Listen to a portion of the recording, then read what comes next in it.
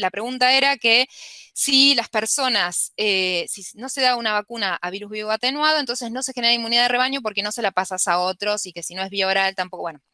Ese es un concepto errado de lo que es la inmunidad de rebaño. La inmunidad de rebaño es cuanta más gente a mi alrededor está vacunada, entonces menos posibilidad tiene la persona no vacunada de infectarse. Esto lo vemos en el primer, no sé si se ve mi puntero, pero en el primer caso están todos susceptibles, nadie tiene anticuerpos, nadie fue vacunado, todos, si bien algún agente infeccioso, todos pueden infectarse. Cuando hay personas que empiezan a vacunar, es más difícil para el agente infeccioso que se transmita. Cuando la mayor parte de la población está vacunada, es muy difícil que se propague el agente infeccioso. Entonces, eso sería específicamente lo que realmente se considera inmunidad de rebaño. Que una vacuna, por ejemplo, la Sabina, virus vivo y atenuado, pueda transmitirse y generar inmunidad en otras personas, eso es otro concepto. Una pregunta, no me quedó claro si Pfizer y Moderna, ellos sí, en la fase 3 incluyeron a mayores de 60. Sí. Sí, incluyeron. Creo que me hacen incluyeron. Okay. Sí, en las tablitas que yo les envié están Pfizer tiene mayores desde 16 y Moderna desde 18 y mayores de edad. Ok, gracias. Para Parleri, ¿no hay modelos de otros virus que usen dos vectores de adeno, el 5 y el 26? ¿Cuál ha sido la racionalidad de los rusos? Si bien sabemos que adeno tiene una mayor circulación internacional que el 26, de haber aplicado por primera vez dos vectores. Me llamó mucho la atención el modelo ruso de vacuna aplicando dos adenos como vectores en la misma vacuna. Sí, entiendo que eso tiene que ver básicamente hay un trabajo muy lindo para los que les interesa de Adriana Cayón, una ex integrante de nuestro departamento de microbiología del año 2016, donde en el relevamiento epidemiológico se ve claramente que los adenovirus de alta prevalencia y muchísima circulación, independientemente del grupo etario, no tocan, más allá de que el 5 sí está involucrado en algunas infecciones respiratorias con un poco más de prevalencia, el 26 básicamente no aparece en ningún caso. Claro. Esa es la primera de las cosas que tiene que ver con el 26, que si se fijan en la vacuna de la que hablaba Jorge, de Johnson & Johnson o de Janssen, usa solamente ese vector, no usa dos vectores distintos. Eso tiene que ver con una cuestión de diseño y que fundamentalmente al utilizar el adenovirus 26 primero y el adenovirus 5 después, eso entiendo, si bien solamente es por comentario de algunos inmunólogos en algunas editoriales de revistas, tiene que ver con que el 26 es casi un bicho raro, por decir de alguna manera, de modo tal que la exposición al adenovirus 26 en términos globales en la población es bajísima. Y el adenovirus 5 tiene una capacidad inmunogénica sustantivamente mayor que el adenovirus 26. En consecuencia, se están combinando dos cosas importantes. La primera es inmunizar en una primera instancia con un adenovirus para el cual no hay precedente de respuesta inmune por haber tenido una infección respiratoria anterior, y el adenovirus 5 posteriormente porque tiene mayor capacidad inmunogénica y su circulación es bastante más restricta. Lo que sí me resulta particularmente interesante, Horacio, respecto de la pregunta que haces, es lo que tiene que ver con la vacuna AstraZeneca. La vacuna AstraZeneca, recuerdo, utiliza un adenovirus de chimpancé. El adenovirus de chimpancé que utiliza naturalmente, uno puede pensar que para los humanos no tiene prevalencia. Sin embargo, la vacuna de Janssen utiliza las dos veces el mismo adenovirus como vector, como transportador, como remis de la información, ¿sí? No sé si esto, en la evaluación que habrá que hacer en el largo tiempo, podría tener menor eficacia respecto del diseño que tiene la vacuna Sputnik V, que utiliza dos adenos distintos. Digo, desde lo personal me parece particularmente más interesante el diseño de Sputnik respecto del de Johnson & Johnson, ¿no? Sí, pero, perdón. No, está bien, dale. No, que parte del planteo era que si vos generabas anticuerpos contra el adenovirus 26 en la primera inmunización, hubiese algún riesgo de disminuir la capacidad, o sea, que atacases el vector antes de que llegase a producir la producción de proteína dentro de la célula. Entonces, por eso, esa era la lógica hasta donde yo había comprendido. ¿Y la de Janssen son dos? No, ¿Dos vacunas? No, es una sola. Empezaron con un estudio de dos y ahora el trial es con una sola. Es una sola. Empezaron con dos, Jorge, y es una sola. Y en relación a eso es interesante, porque tanto Janssen como Sputnik cuando vos ves las dosis, las dos meten 10 a la 11 partículas. Y cuando ves el gen inserto el adenovirus, el gen es el gen completo de la proteína Spike, pero con una pequeña diferencia. Los rusos meten el gen así como viene. Y en Johnson lo que meten es un gen mutado que parece que le da más estabilidad. Sí. Y por eso aparentemente pueden llegar a una sola dosis con más efectividad que la de Sputnik.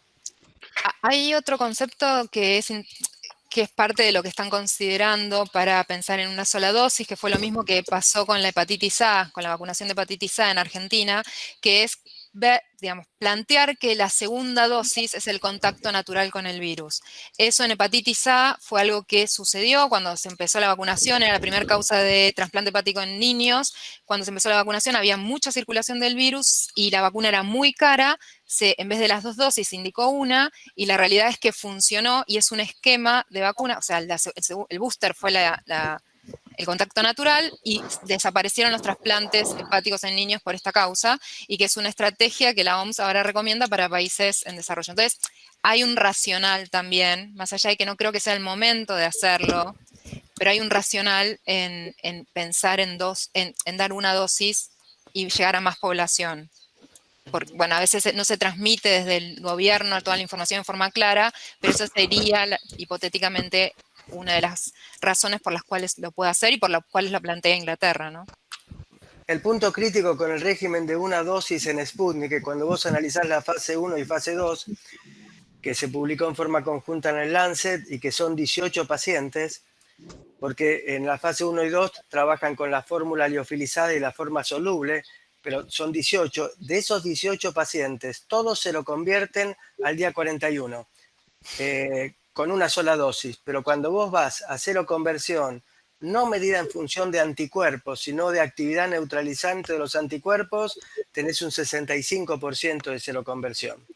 Y hay un 35% que no logran producir tenores detectables de anticuerpos neutralizantes. Bueno, igual ahora se fue para atrás, así que por ahora seguimos con el esquema de la segunda dosis. El punto con la segunda dosis, el cuello de botella, más allá de que fue horriblemente comunicado, es que cuesta mucho más producir el adeno 5 que el adeno 26.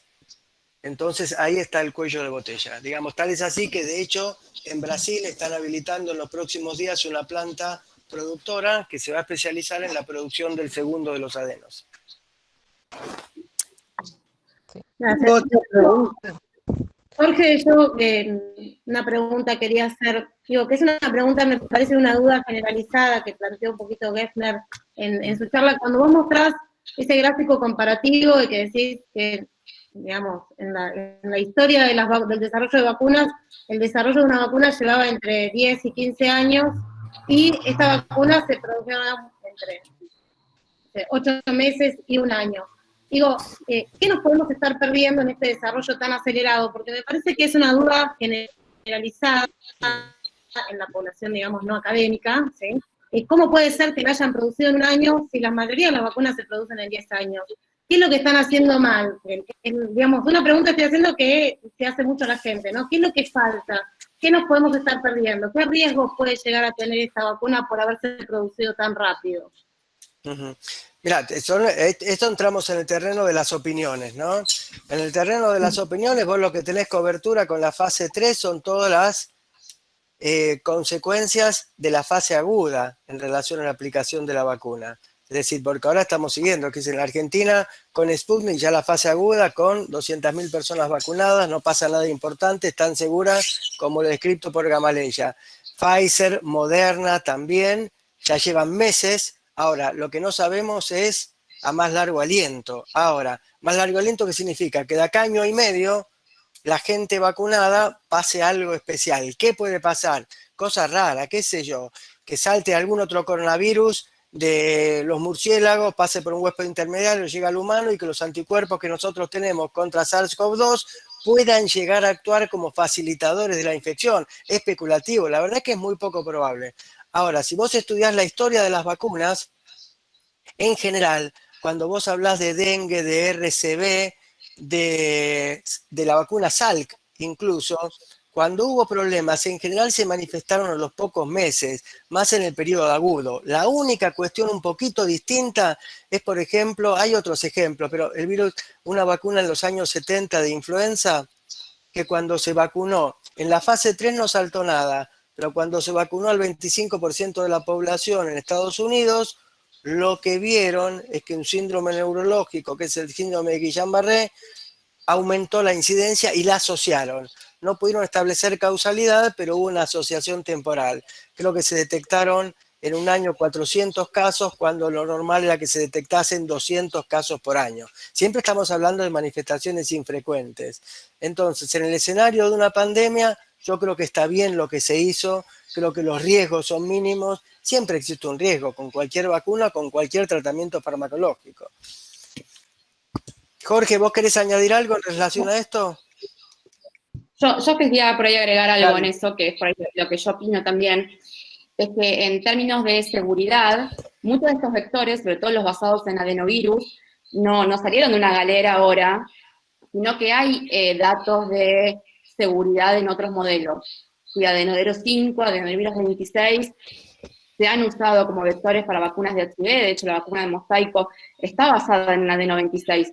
Entonces, datos de seguridad del vector existen previos al SARS-CoV-2.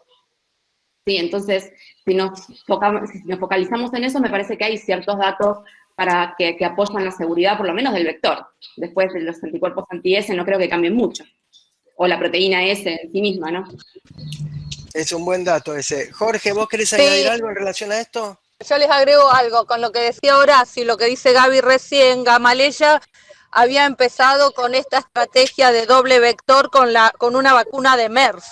O sea que ellos no solo tienen experiencia, también una de ébola, no solo tienen experiencia y tienen datos de seguridad con esta plataforma, sino que ya habían pensado en esta estrategia que es la más interesante de la Sputnik.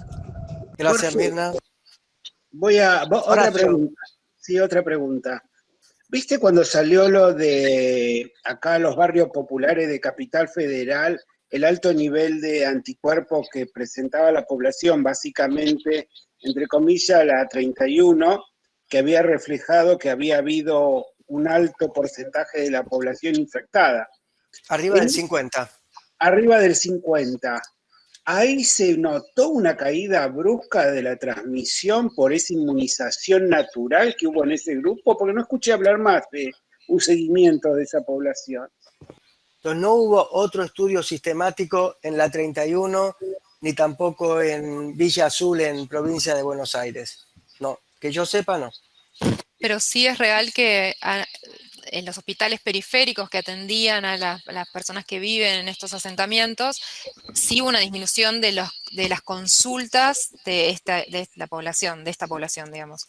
O sea que se supone, claro, o uno puede inferir que ha habido una disminución de los casos. Seguramente por esta cuestión de lo que hablábamos de inmunidad de rebaño natural en este caso. Ok, eso es importante, me parece, evaluarlo. La persona que se contagia naturalmente tiene un periodo en que transmite el virus a otras. En personas ya vacunadas, ¿también ocurre lo mismo? Bueno, acá había una pregunta parecida que nos habían mandado por las redes. Hay dos cuestiones. Uno, la persona vacunada por la vacuna no, porque como no es virus atenuado ni es virus, hay una que es virus inactivado, pero no hay forma de transmitir. La vacunación no permite la transmisión. Ahora, sí lo que hablamos, que mostró Jorge y que un poco también mencionamos de lo que hacen en Canadá, si una persona vacunada adquiere la infección porque estuvo en contacto, pero no hace un cuadro grave, puede hipotéticamente transmitir a los otros, porque eso no quiere decir que no tenga capacidad de replicar en las vías aéreas superiores, y eventualmente sí se supone que lo lógico sería que disminuya la capacidad de transmitir, que tenga menor carga viral, con lo cual tenga menor capacidad de transmitir, pero no sería cero. Es lo mismo un poco que pasa con la vacuna de influenza.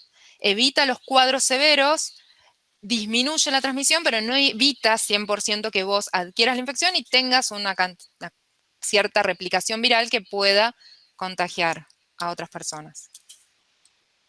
Hola, ¿cómo están? Una consulta.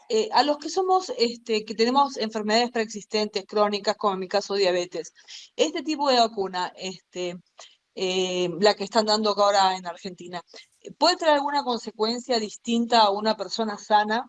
¿Sí? Es más, es una indicación, la diabetes, distintas patologías crónicas, no quiero mencionar ninguna pero obesidad en distintos grados, diabetes, enfermedades pulmonares, enfermedades cardíacas, son indicaciones para recibir la vacuna, no contraindicaciones. Sí, es lo que en un grupo etario de menor riesgo daría la indicación de dar la vacuna. Una persona que tiene 20 años pero es diabética tiene indicación de recibir la vacuna. Lo que pasa es que se está haciendo en forma escalonada. Dale, gracias. Simplemente gracias por haber aceptado la propuesta y bueno, espero que haya sido útil para los que estuvieron escuchando. Creo que fue muy buena la iniciativa, porque siempre hacemos charlas, pero muy particulares, o para inmunólogos o para virólogos, y creo que es bueno que tengamos algún tipo de encuentro con esta característica donde podamos charlar toda la gente que está mancomunada en el INVIRS, digamos. Creo que es bueno, Muchas gracias a Nati y a Jorge por las excelentes intervenciones y a Marian por la iniciativa, que realmente fue una muy linda iniciativa. Bueno, chau a todos. Chao, hasta luego. Bueno.